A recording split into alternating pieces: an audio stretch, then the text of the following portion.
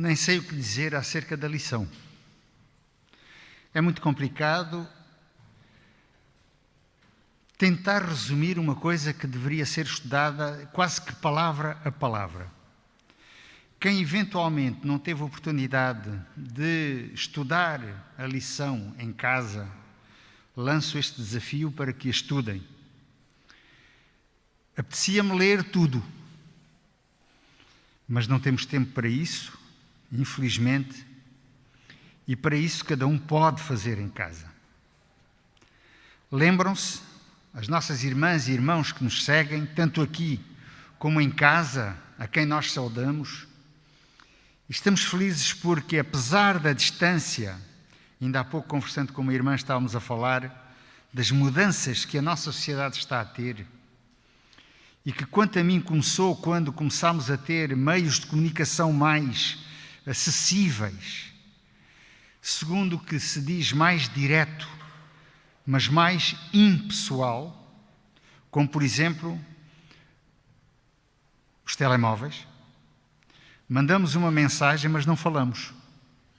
Chegamos ao ponto de casais, lado a lado, comunicarem-se através do telemóvel. Como é que depois nós podemos pensar que a segunda instituição que Deus criou, quando da criação, que é a família, pode ter um firme fundamento agora? É que sábado passado estudámos a primeira escola que existiu, a primeira classe que houve, a primeira sala de estudo que houve, o Jardim do Éden. Agora vamos estudar a primeira equipa de estudantes e professores que existiu e que ainda hoje existe, apesar de se fazer tudo para se destruir. Satanás sabe muito bem que, destruindo a família, o núcleo familiar, não são apenas duas pessoas que ficam afetadas, mas todo o envolvimento fica afetado. Como profissional que sou, lido com muitas situações que mexem muito com a minha sensibilidade, devo dizer.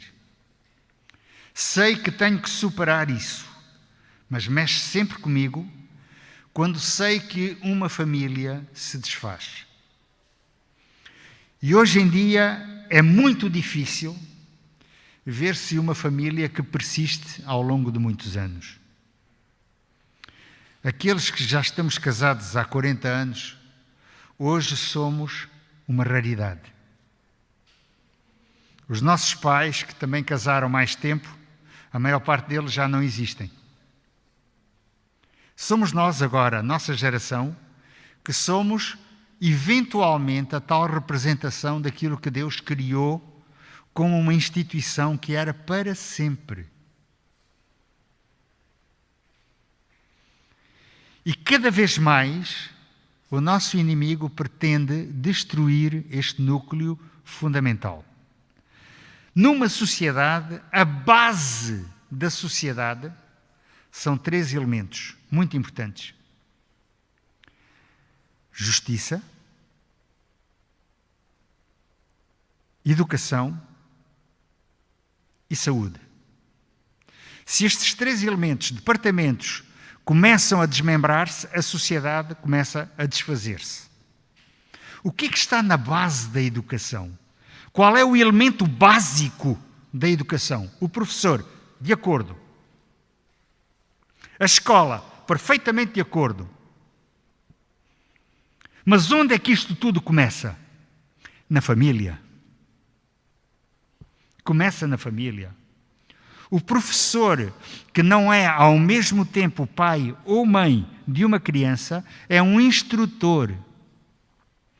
Mas o educador é a mãe e o pai. O verso áureo, fantástico. Provérbios, capítulo 1, versículo 8. Isto não é só um conselho, mas é essencialmente um apelo a cada um de nós. Filho meu, ouve a instrução do teu pai. Mas não fica por aqui. E não deixes a doutrina da tua mãe. Uma família necessariamente tem que ter um pai e uma mãe, senão não é família. Não há hipótese de multiplicação. São elementos fundamentais para que a educação comece. A instrução pode vir mais tarde. O meu pai, que era da área de letras, quando tinha que fazer contas, dizia: olha, Filipe, faz tu. Porque não era a área dele. Portanto, como instrutor nessa área, ele não tinha grandes capacidades. Mas falássemos de qualquer coisa que tinha a ver com português, oi, cuidado. Foi o pior professor de português que eu tive na minha vida, por ser tão exigente. Mas hoje agradeço-lhe aquilo que ele me fez. As vezes que ele me corrigiu e disse: olha, não é assim, é desta forma, não é dessa. Atenção! E onde é que eu aprendi? Em casa.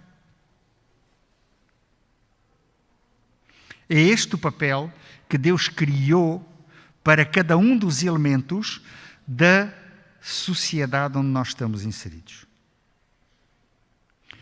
É verdade, agora que vi, cada um que queira intervir, basta levantar a mão, está bem? Porque temos hipótese de todos nós poder intervir e para mim é uma ajuda preciosa, digo-vos já. É uma ajuda preciosa. Esta primeira família teve uma função extraordinária na constituição, no começo de uma sociedade da qual nós hoje estamos a usufruir alguns bens, mas que de uma forma tão, como dizer, sem senso, fomos distorcendo de tal forma que hoje temos uma sociedade tão estragada. Eu tenho vontade de dizer este termo. Estragada, que a nossa sociedade não está desfeita, mas não está muito longe disso. Hoje em dia, infelizmente, as nossas criancinhas pequeninas, numa grande percentagem, não sabem quem hão de seguir. Se a instrução da mãe, se a instrução do pai, porque muitas vezes não estão de acordo. Porque cada um pensa à sua maneira, no seu local. Há uma separação desta instituição fantástica que é a família. Eu penso que Deus chora quando vê pessoas separarem-se e depois degladiarem-se de uma forma tão, por vezes, violenta. Poderia contar imensos casos de tentativa de assassinato da sua família. Como consequência desta separação. Como é que a personalidade daquela criança que se desenvolve debaixo desta cultura, deste meio, como é que esta criança poderá ser mais tarde tolerante, perdoador, conciliante, reconciliante? Vejo com muita dificuldade um futuro brilhante para uma criança que cresce nestas circunstâncias. Ainda esta semana, uma moça que cresceu num ambiente destes, eu falei acerca do seu pai. A resposta dela foi o seguinte, e eu vou dizer literalmente: esse tipo não existe.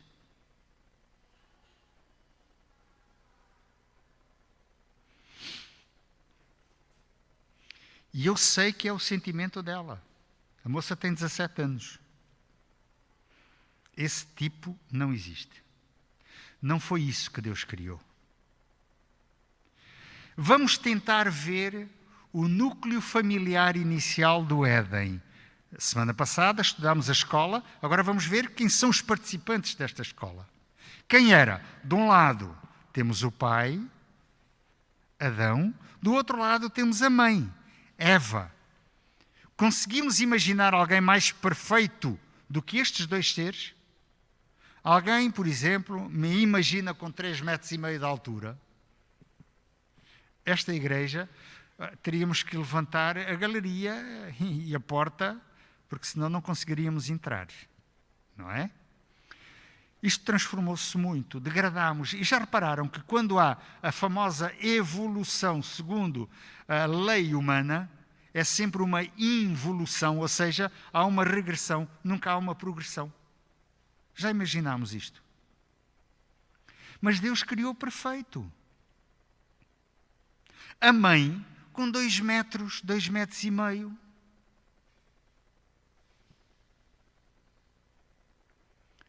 Perfeita. Tiveram 2 filhos, pelo menos, fora os outros.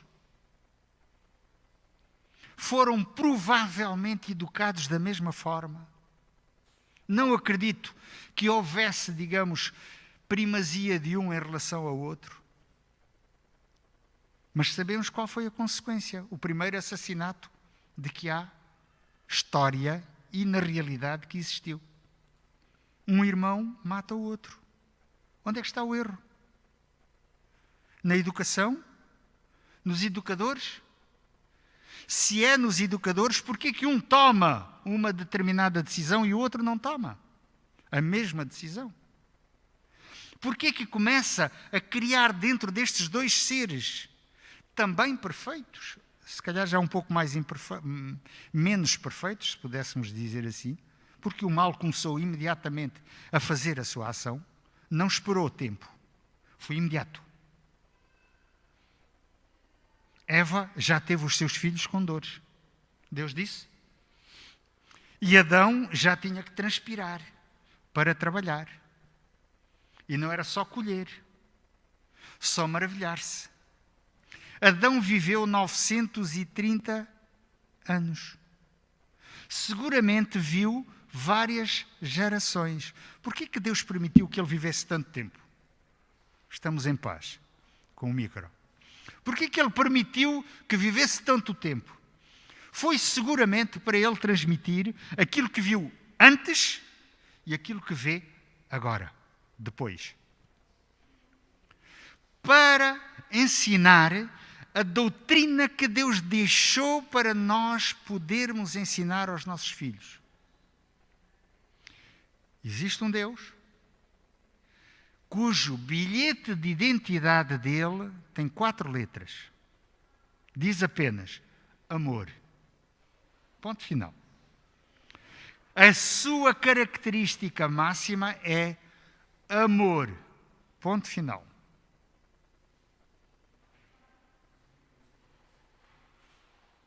E nós, seguramente, hoje em dia, conseguimos perceber melhor isso do que os descendentes de Adão, porque não viram ainda o mal na sua plenitude, como nós estamos a ver hoje. Imaginamos, por exemplo, que hoje em dia o objetivo da identidade de género, já ouviram falar nesta identidade de género? Sabem qual é o objetivo máximo disto? É a destruição da família. É não permitir à partida que a família exista e aquela que existir poder ser destruída. Qual é o objetivo então do inimigo? Simplesmente destruir aquilo que Deus criou. Não tenhamos dúvidas nenhumas. Mas voltando atrás, aqueles 2 irmãos, cada um com a sua atitude, um com uma atitude de uma determinada ordem, outro de outra. Caim vai ao ponto de matar o seu próprio irmão. E quando Deus pergunta, olha lá, onde é que está o teu irmão? Sei lá, eu não sou guardador dele, quero saber dele. Como é que eu responderia? Sei lá, anda por aí. Sabendo perfeitamente o que tinha feito. começa a usar o mesmo método do inimigo, a mentira. E isto tudo é um plano bem urdido com o objetivo. Nós temos que denegrir este Deus Criador. Apenas tirar a imagem de que Deus, na realidade, é. Esse é o único objetivo. Para ligar? O micro está desligado. O micro... Alguém quer intervir? Faz favor. O micro Ok. Já pode ser? Está bom. É só dar uma notazinha em relação a este aspecto que é tão importante. A questão da identidade de género. Desde há 200 anos, quase, que se tenta destruir a imagem do Deus Criador. E a grande ferramenta apareceu na década de 40 do século XIX, foi o evolucionismo, combater o Criador. Como esse combate, a partir da força do evolucionismo, está a perder essa força, porque há muitas evidências de erros sistemáticos na construção e na aplicação dessas doutrinas, então vai-se variar para a identidade de género, em que já se fala de cerca de 200 géneros possíveis e que, portanto, em vez de se avançar com a liberdade de escolha para o género que se quer, chega-se à posição de, afinal de contas, o que é que eu sou? E, portanto, a confusão e a destruição do Deus Criador do modelo macho e fêmea os criou em todos os seres vivos, sim, todos os seres vivos, este modelo é destruído e, portanto, é uma forma de tentar destruir a ideia do Deus Criador. Exatamente. Estão a ver que isto é um plano bem urdido, bem pensado. E está a ser aplicado. Está a ser aplicado. Não é o único. Não é o único. As aberrações que estão a acontecer no que diz respeito à questão da família e à identidade de género vão ao ponto de se querer autorizar a todas as perturbações que eventualmente o ser humano possa ter nesse sentido. Tal como, por exemplo, há países que hoje em dia querem legalizar a pedofilia. Alguém de nós pode admitir uma situação destas? Não é o tema da nossa lição, mas é consequência do desvio esta entidade criada por Deus que se chama família. Importantíssima. Importantíssima. Lanço outra vez o desafio. Estudem bem a lição. Hão de ver que temos imensos textos do Espírito de Profecia que nos ajudam imenso. Eu tenho imensa pena não poder ler aqui, mas temos tantos que seria difícil, em termos de tempo, conseguirmos fazer isso. É um desafio que vos lanço. Mas não posso deixar de ler alguns textos, alguns extratos. A irmã White diz o seguinte, no livro Educação: o método de educação estabelecido no Éden centralizava-se na família. Adão era o filho de Deus e era do seu Pai de Deus que os filhos do Altíssimo recebiam instrução. Tinham no mais estrito sentido uma escola familiar. Por isso é que Adão viveu 930 anos. Para saltar de geração em geração e mostrar quem era o pai. E por uma razão muito simples, porque não havia nada ainda escrito. Portanto, não havia hipótese de permanecer isto durante muito tempo. Por isso era necessário passar de geração em geração o conhecimento que cada um tinha. Voltando a Caim e Abel. Porquê que um toma tem ambos a mesma educação e um toma uma atitude e o outro toma outra? Porque apesar do mal, Deus não retirou um dom que tinha dado também ao ser humano, que é o livre-arbítrio. Eu sei quem quero educar. Não sei o que o meu educando tomará como opção. Isso não sei. Mas é a sua opção. Tem consequências? Eventualmente. Boas é o que eu desejo. Mas, lamento sinceramente, mas o meu dever como pai é o que nós vamos ler aqui um pouco mais à frente. O dever como pai é exatamente transmitir aquilo que Adão transmitiu do seu pai celestial. O contacto que teve. Lembram-se quando Adão e Eva pecaram, com quem é que Deus foi falar? Foi com Eva? Com quem falou primeiro? Com Adão. Porquê? Porque era o chefe de família. Isto reduz a importância da mulher no seio familiar? De forma nenhuma. Mas de maneira nenhuma.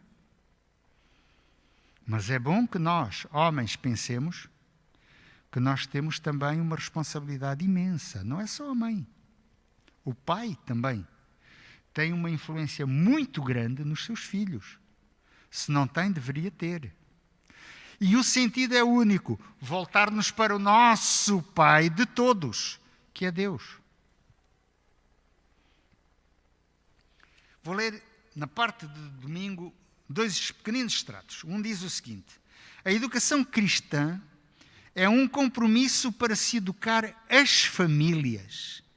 A educação cristã é o compromisso para se educar as famílias e os membros dessa família na doutrina, na adoração, na instrução, na comunhão, no evangelismo e no serviço. É no lar que se ministra aos membros da família acerca do amor e das promessas de Deus. É onde Jesus é apresentado às crianças como o seu Senhor, o seu Salvador e o seu amigo. E onde a Bíblia é exaltada como sendo a palavra de Deus. Isto é o ideal. É na família que se exemplifica como é uma relação saudável com o nosso Pai Celestial. É claro que nesta história de Adão e Eva, como diz um pouco mais adiante, uma boa educação nem sempre conduz ao tipo de resultado que se espera. Pelo livre-arbítrio. Pela escolha. Conhecemos bem a história de Jesus. Sabemos que quando ele tinha 12 anos, pelo menos há um relato em São Lucas, quando ele tinha 12 anos, perdeu-se dos seus pais. Imaginemos nós, eu imagino-me a mim, com uma das minhas filhas, numa grande manifestação de gente, e era para a honra e glória de Deus, não era para desprimor daquilo que Deus tinha feito. De repente, mas onde é que está a minha filha? Como é que eu ficaria? Não sei, nunca me aconteceu. Mas enquanto não encontrasse aquela filha, meus amigos, eu teria que a procurar em todos os confins. É assim ou não? Mães e pais aqui presentes. Não seria a nossa ação? E o que é que fizeram os pais de Jesus? Vamos à procura dele. Não está aqui, vamos à procura. Onde é que o encontram? Sabem, não é? Falando com os doutores da lei. E mais, explicando aos doutores da lei o que era a lei. Não devo dizer, mas um jovem, eu ia dizer um miúdo, um jovem de 12 anos a ensinar os mestres, senhores doutores, professor, doutor, etc., por quem nós muitas vezes nos inclinamos. Onde é que ele aprendeu? Em que faculdade é que andou este jovem para ensinar aos outros? Não nos esqueçamos, Jesus não era Deus nesta altura. Era um jovem semelhante a nós, que andou numa escola perfeita. Melhor escola do que esta, não vejo. E qual foi essa escola? O lar. O núcleo familiar. Aquilo que se quer destruir hoje. Porque isto é de uma importância vital para a nossa salvação também. É verdade que é Jesus, é o único meio pelo qual somos salvos. Sim, sim. Micro. Ok. A questão aqui é muito interessante porque nós temos a noção como pais, que não somos perfeitos. E isso pode gerar um sentimento de derrota e de frustração. A verdade é que nós na Bíblia não encontramos pais perfeitos, incluindo José e Maria. Reparem que eles não se aperceberam da ausência do filho, senão 3 dias depois. Senão já na viagem de regresso. Reparem bem.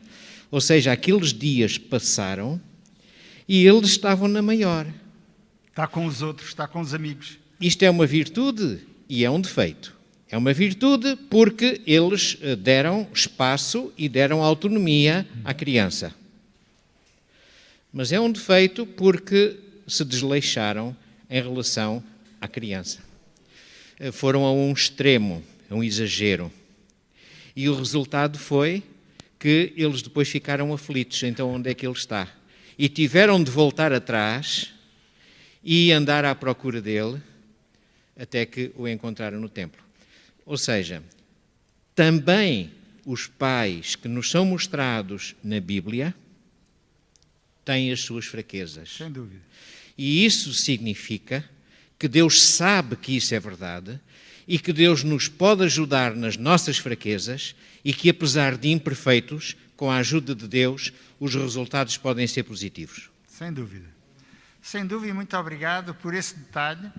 E é importantíssimo. Não é Covid, é só para informar.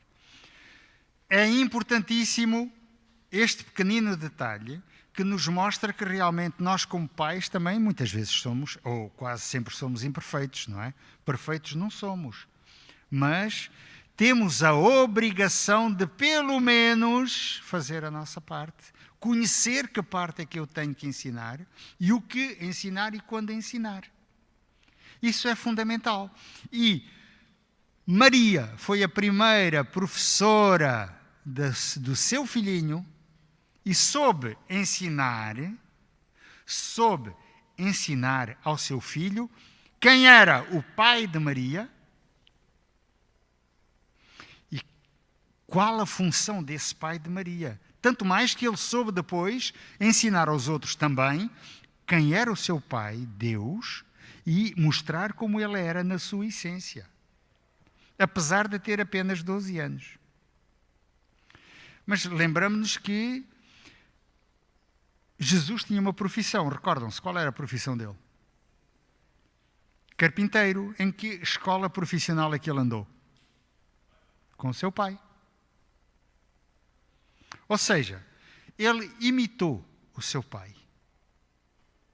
Esta manhã estava com o meu neto e ele estava a fazer um desenho.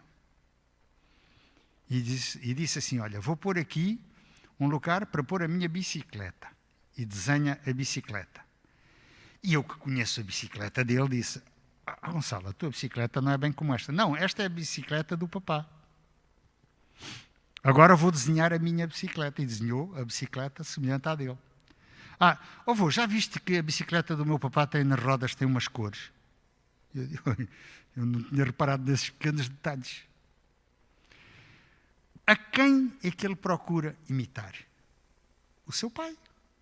É natural. Se o pai dá exemplos negativos aos filhos, quem é que o filho vai imitar? O seu pai. E provavelmente a imitação vai ser muito mais, como dizer, eu não digo perfeita, mas enfim, mais completa. Há de ser pior que o pai. Já repararam, e eu já o disse, cada vez que há uma evolução, é sempre para pior, nunca para melhor. Na questão das imitações é a mesma coisa. José, como educador do seu filho, também o ajudou a educar dentro daquilo que era Bom, isto é o tema da próxima semana. Eu ia dizer, a lei é o tema da próxima semana na nossa escola sabatina. Mas ajudou-o seguramente a saber como se comportar como ser humano na sociedade em que está integrado e dar exemplos. Primeiro, professor, olha o que diz a irmã White. O menino Jesus não recebeu instrução nas escolas das sinagogas. A sua mãe foi o seu primeiro mestre humano. Dos lábios dela e dos rolos dos profetas aprendeu coisas celestiais. As próprias palavras que ele dissera a Moisés, para Israel, eram-lhe agora ensinadas ao colo da sua mãe. Ao avançar da infância para a juventude, não procurou as escolas dos rabis. Não necessitava de educação vinda de tais fontes, pois Deus era o seu instrutor. Esta é a missão dos pais. Educar os filhos. Responsabilidade muito grande que cada um de nós tem aos nossos ombros. E quando entramos na segunda via de ser duplamente pais, e estamos aqui vários, já repararam que esta responsabilidade é duplicada? Os nossos netinhos, a responsabilidade que é educá-los na graça de Cristo. Ensinar o amor. E qual é o segredo para que esta mensagem possa passar para os outros? Qual é? É parte da terça-feira, a comunicação. Que formas temos nós de comunicar? Outro dia estava também na brincadeira com o meu neto e começo-lhe a falar em francês. Eu, felizmente, domino bem o francês. Ele olhou para mim. O que é que estás a dizer, avô? Olha, estou-te a dar instruções, estou-te a ensinar. Não percebi nada. Que comunicação passou para ele? Zero. Ou seja, a comunicação tem que ter dois atores. O comunicador e o receptor. Temos aqui uma grande comunicadora. E estou a olhar para ela e ela sorri, é verdade. E eu gosto de a ouvir na comunicação. Mas se ela me falasse em chinês, eu via-me grego. Não percebia nada. Ela tem que falar numa língua que eu possa entender. De uma forma que eu possa entender. Se eu começar a usar palavras de, 500 euros, primeiro preciso saber se eu as conheço. E depois, provavelmente, alguém terá dificuldade em se comunicar. Neste momento estou a trabalhar com uma jovem que é estudante, está mesmo a acabar o curso e está a fazer um estágio comigo. E perante as pessoas com quem nós estamos, nós conseguimos conversar e os doentes dizem-nos assim, não percebi nada. Mas também não quero que a pessoa perceba. Por isso usamos uma comunicação entre nós mais técnica. Não é? Agora, este tipo de comunicação daquilo que é essencial para a vida serve? Seguramente que não. Mas não nos esqueçamos que apenas a comunicação é verbal. Não é apenas verbal.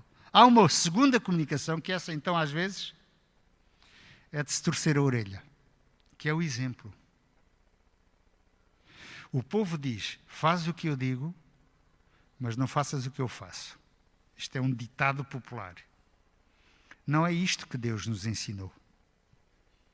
Nós temos que ser coerentes. O que é a coerência? É fazer o que digo. E dizer o que faço. Isto é fundamental. E nós temos então o texto que eu desafio todos a ler, que é o capítulo 6 de Deuteronômio, que fala exatamente deste tipo de comunicação. Começar pela história. A história é sempre o que se passou. Cada família tem uma história. A minha família, que eu constituí, tem por detrás dela uma história, que é a história da família da minha esposa e a história da minha família. Que é bom relembrar. Até as quedas são boas de se relembrar. Porque até aí nós podemos aprender qualquer coisa. Agora eu olho melhor para a pedra para não tropeçar nela. Ontem aconteceu uma coisa interessante. A minha filha veio buscar uma coisa lá à casa e foi só descer de casa e entrar, voltar, não é? Só que a porta é de vidro. E eu costumo deixar a porta aberta porque é só, toma lá e vou-me embora. A porta fechou-se. E eu convencidíssimo que aquilo estava aberto.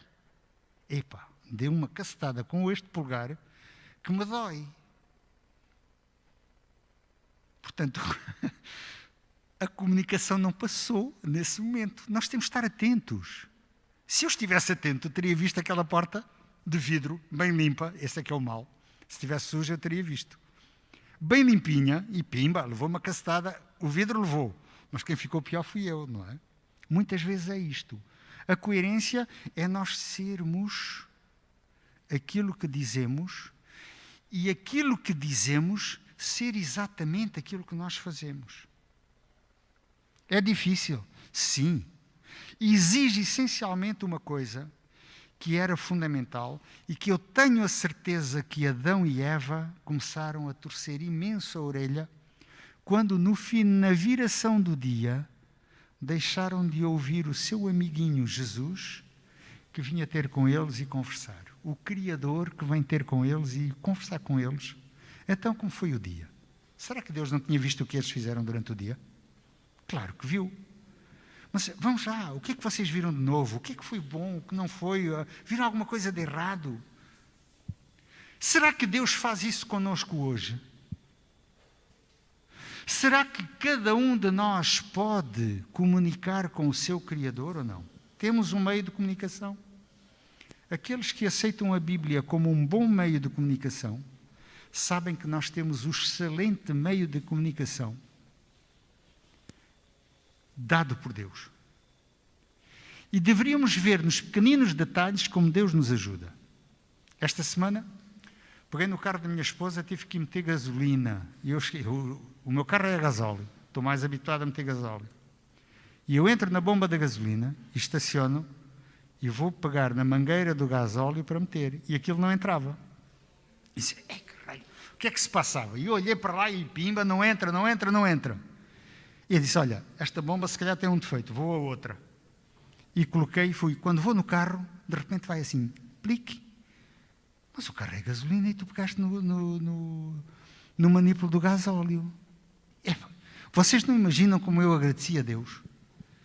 Pelo facto de Ele me ter ensinado desta forma. Ou seja, até nos erros, todos nós podemos tirar um lado positivo para nós. E temos que ter esse lado positivo.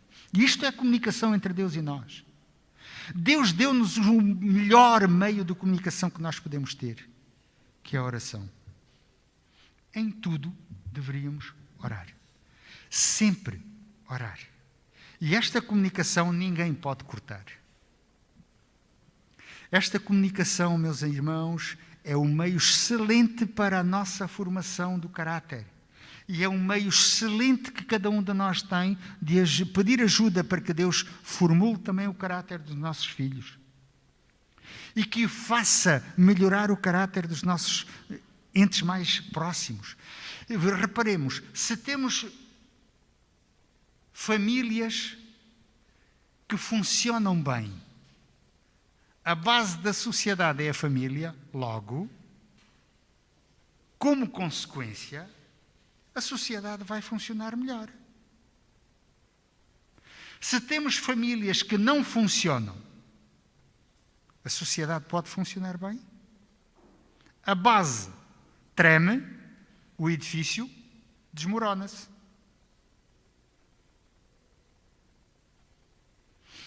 Infelizmente, hoje em dia temos demasiados instrumentos de comunicação que, em vez de nos aproximar, nos afastam. Temos mais amigos no Facebook do que temos na realidade. E porquê que não os temos pessoalmente? Eu comunico por essa via com amigos que estão na América do Sul, com quem convivi durante anos. Não tenho outra meio. Por exemplo, uma irmã nossa, comunico com ela através do Facebook e ela está na Austrália. Esta hora está a dormir e nós estamos a acordar. Isso é excelente. Mas porquê que eu hei de comunicar, por exemplo, com a minha esposa que está ao meu lado e estamos lá por este meio? Porquê que eu não comunico ou através de um telefonema ou pessoalmente com um amigo com quem eu gostaria de trocar umas palavras? Deveríamos ler muitos textos, mas eu vou ler mais um. de irmão White, de livre educação, o verdadeiro professor pode comunicar aos seus discípulos poucos dons tão valiosos como o da sua própria companhia. É verdade, relativamente a homens e a mulheres, e muito mais a jovens e crianças, que só os podemos compreender quando os contactamos com simpatia. E temos necessidade de compreender a fim de mais eficazmente beneficiar. No meio disto tudo, a base desta comunicação é o casal. Se o casal comunica bem um com o outro, seguramente será muito mais fácil as crianças daí geradas sentirem o que é a boa comunicação. Mas se eventualmente um casal não comunica da forma conveniente, seguramente que os filhos terão mais dificuldade de comunicar também, não só uns com os outros, os irmãos até, como com amizades que possam desenvolver. É óbvio, não sabem o que é comunicar bem, como é que eles vão conseguir depois aplicar também. Já dissemos que a maior parte das vezes as crianças vão por imitação. O apóstolo Paulo disse de uma forma muito clara: sede meus imitadores, como eu sou de Cristo. Ou seja, se eu conseguir imitar o apóstolo Paulo, já estou a imitar o que Cristo o ensinou a ele e ele vai me ensinar a mim também. Sim, Manuel. Sim. Eu peço desculpa, não quero monopolizar, mas já sem que me deixa uma vaga aberta, eu aproveito-a. Não, gostava de pegar aqui num aspecto desta importante matéria que estás a desenvolver, que tem que ver com a comunicação. E com todas as ferramentas que tu apresentaste, a comunicação tem vários objetivos. O objetivo mais óbvio é transmitir alguma coisa. Mensagem, sim. Nós queremos ensinar, informar ou partilhar, enfim, alguma coisa. Mas há um outro objetivo que, segundo a lição, deve ser motivado pela comunicação e por uma boa comunicação. Esse outro objetivo é o relacionamento. Exatamente, íamos falar disso. Isso, porque muitas vezes a comunicação, e tu disseste muito bem, com os meios alternativos de comunicação que existem hoje, muitas vezes o relacionamento perde-se. Exatamente. E essa é a essência que nós, como famílias cristãs, não podemos perder. Sem dúvida. Íamos abordar também, queria abordar, aliás tenho isto aqui realçado, e já agora que o levantaste, vamos então por aí, depois venho àquilo que eu ia falar sobre a questão do casal. Hoje em dia, ninguém pode transmitir com os olhos e com a cara o sentimento. Com muito mais dificuldade nós conseguimos fazer hoje em dia. É verdade ou não? No olhar, no esgar dos olhos, podemos ler qualquer coisa. Ou espanto, ou sei lá, tristeza, uma lágrima, vê-se. Mas sorriso. É engraçado, nas minhas consultas com os miúdos, eu digo, estás com um lindo sorriso, quando eles vêm com a máscara. Os pais ficam, oi, lindo sorriso. Ou a mãe ou o pai que acompanha, lindo sorriso. Sim, tens um lindo sorriso, eu é que não o vejo, mas tu tens. Esse é um excelente meio de comunicação e de relacionamento. Quando nós aceitamos uma relação com alguém, provavelmente o nosso rosto vai mostrar alguma diferença. E é um meio de nós podermos desenvolver este tal relacionamento. E se Deus comunicou com Adão e Eva todos os dias, é porque Ele tinha prazer em relacionar-se com este casal que Ele criou. E Deus quer exatamente que esta aplicação de relacionamento seja o meio mais eficaz de comunicação daquilo que Deus fez por cada um de nós. É o melhor meio. Não é apenas aquele com quem eu convivo, mas se calhar essa pessoa pode dizer, epá, olha, Eu vou-te mostrar alguém que te vai dizer aquilo que eu tento dizer-te e aumentamos esta questão de relacionamento. E isto é um dom. Isto é uma maravilha. E é, se calhar, ou não, seguramente, a melhor forma de nós comunicarmos. É através das nossas relações pessoais, uns com os outros. Infelizmente, devo dizer, muito seriamente, infelizmente, toda esta pandemia, tudo isto que nos rodeia, hoje em dia, está a cortar este tipo de relacionamento. Já repararam? Há pouco a nossa irmã veio orar. Eu fui-me pôr a milhas. Por que não fico ao lado dela? Há um risco que aumenta. Essa irmã diz-me de uma forma muito declarada que não se sente bem na forma como tem que se relacionar com os seus educandos. Porque nós temos que agora nos afastar. Não será um propósito também do mal de nos afastarmos uns dos outros e assim mais facilmente cada um de nós cair? A união faz, conhecem este ditado português? Faz a força. Portanto, a desunião, obviamente, faz o quê? Enfraquece. Obrigado. Ok? É fundamental. Voltando à questão dos pais, dentro da família, o papel do pai e da mãe, já falámos, já dissemos. O pai, essencialmente, é um instrutor. Então, a mãe o que é? Progenitora, põe cá para fora a criança e acabou. Não faz mais nada. O que a minha esposa faz, eu não consigo fazer. E o papel dela, é ela que o aplica. Mas ela também não pode fazer aquilo que é a minha responsabilidade. Agora, os dois juntos, se calhar conseguimos fazer alguma coisa. E se a nossa família estiver connosco no céu, meus amigos, é mais uma estrelinha na nossa coroa. Não tenhamos dúvidas. Diz a lição muito bem. Os pais têm uma responsabilidade espantosa. O pai é o chefe de família, a família é o berçário da igreja, da escola e da sociedade. É o chefe. Uma responsabilidade imensa. Dirigir, instruir.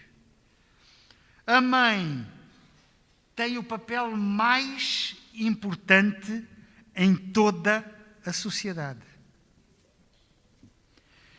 Tem uma grande influência em moldar o caráter dos seus filhos e em estabelecer o ambiente e o temperamento do lar. Juntos, deveriam fazer todo o possível para cooperar. Juntos. O pai não pode descartar-se de ser o braço direito da mãe. A mãe não pode evitar de ser o braço direito do pai. E o esquerdo? São os dois juntos. Os dois juntos. Não desuna o que Deus une, o ser humano. E é essa união que, como diz o povo, faz a força. E é aqui que é preciso destruir. Por isso, há que separar o pai da mãe, cada um com ideias diferentes, a querer aplicar ideias completamente opostas na criança. Como é que aquela criança agora vai estar? Imaginam? Aquela mente, como é que ficará? Mas quem devo seguir? A minha mãe, o meu pai, a minha mãe? Mas um diz uma coisa, o outro diz exatamente o contrário. Quem é que diz a verdade? Não pode haver duas verdades. Já viram como é complicado muitas vezes?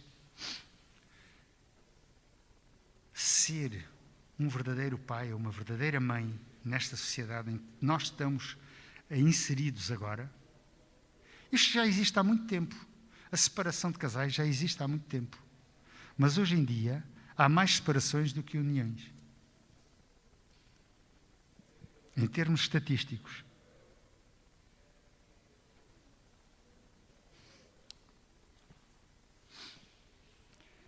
Voltando ao texto que eu achei que foi o mais importante de toda esta lição, e graças a Deus tivemos dezenas e dezenas de textos que estudar. Eu gosto muito, pessoalmente gosto muito. mostra que afinal a palavra de Deus é tão cheia, tão rica, tão extraordinária. Deuteronômio capítulo 6, o versículo 7 é de se tirar o chapéu. Mas deveríamos ler todo o capítulo. Moisés escreve dizendo: vocês têm que ter esta atitude. Vamos ver só os primeiros versículos. Vou ler, a menos que alguém queira ler. Sobretudo a partir do versículo 4 até o versículo 9. Alguém quer ler, por favor? Já agora é uma forma de mais comunicarem.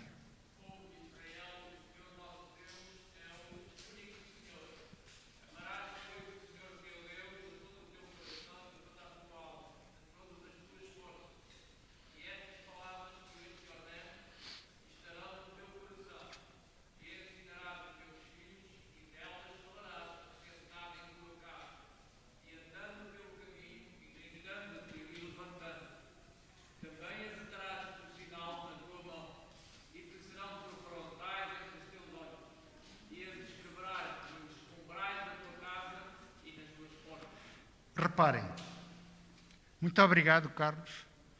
Não tivemos a possibilidade de ter o micro para que em casa quem nos acompanha pudesse ver, mas tendo a oportunidade de ter a Bíblia em casa, puderam seguir o que foi dito.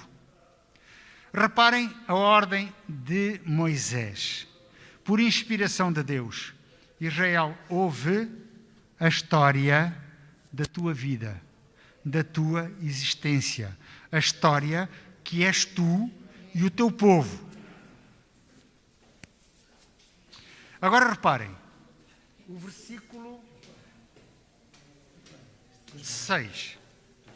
Estas palavras eu te ordeno a ti, como chefe de família, para escreveres no teu coração. Ou seja, primeiro, o pai tem que escrever as palavras no seu coração. E só assim que o versículo 7 é possível. E o que é que diz o versículo 7? Tu, com as palavras que Deus te ensinou e te disse, inculcadas, metidas no teu coração, vais então agora ensinar aos teus filhos. Não consigo ensinar aquilo que eu não sei. Por isso o meu pai nunca me ensinou de matemática. Não consigo. Se eu quero transmitir a palavra de Deus aos meus filhos, primeiro tenho eu que a conhecer. Óbvio ou não? Básico ou não? Estamos de acordo. Portanto, não é apenas exigir depois que os filhos saibam. Eles vão saber o quê? E reparem a metodologia que Moisés dá por inspiração divina. Vais inculcar ensinando-os de manhã e à noite. Culto familiar, matinal, vespertino. E depois vais inscrever nos umbrais. O que quer isto dizer? Agora tenho que escrever na minha casa. Eu vou mudar de casa em breve. Imaginem eu escrever isto tudo nos umbrais da porta, agora que eu tenho que tirar a casa. Só, olha, desculpe, mas isto, enfim, olha, eu apliquei aquilo que a Bíblia me diz para escrever. Isto quer dizer que tem que estar, obviamente, perante nós, constantemente. Constantemente. Esta missão, nós não podemos abdicar dela. Não podemos dizer que alguém tomará esta atitude. Sou eu, como chefe de família, que tenho que tomar essa atitude. E se eu não fizer, não estou a cumprir aquilo que Deus pede de mim. Esta missão é fundamental. E o que é que eu tenho que ensinar? Aquilo que eu conheço. O que é a base espiritual do ser humano? O que é?